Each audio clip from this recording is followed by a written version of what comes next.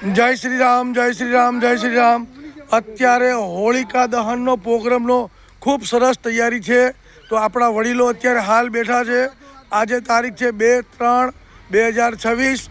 અત્યારે ખૂબ સરસ આયોજન ચાલુ છે હોળિકા દહનનું, અને યુવક મંડળના ભાઈઓ પણ જોડે જોડે સામેલ છે.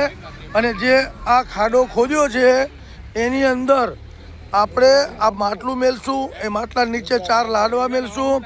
રસિકલાલ આપણા અત્યારે જોડે, ભરતભાઈ, ધર્મેન્દ્રભાઈ, રમેશ દાદા, સુરેશભાઈ, યોગેશભાઈ, દરેક આપણા છોકરાઓ પણ જોડે જોડે છે.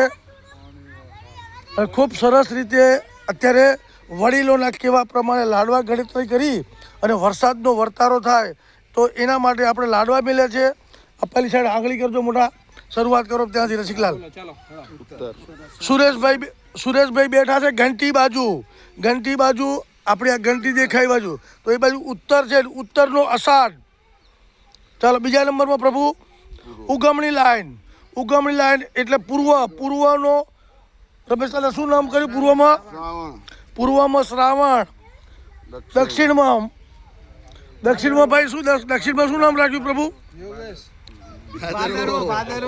આવા ભાઈઓ હોય ને વરસાદની જરૂર ન હોય એટલે આવું બોલતા હોય, એને ખબર જ ના પડે. આ રસિકલાલ આંગળી મૂકી ભાદરવાની છે.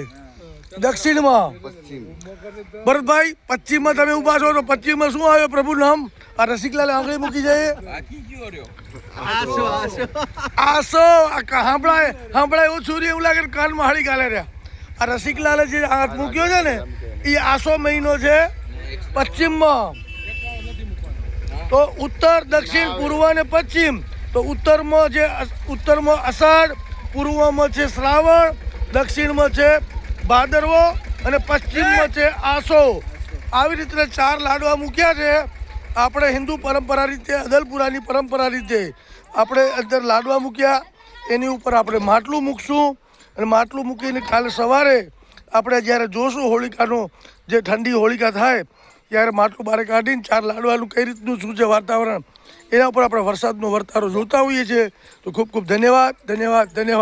એદલપુરા કંપા હોલિકા દહનનો પ્રોગ્રામ શરૂઆત ખૂબ સરસ. ધન્યવાદ. જય શ્રી રામ, જય શ્રી રામ, જય શ્રી રામ.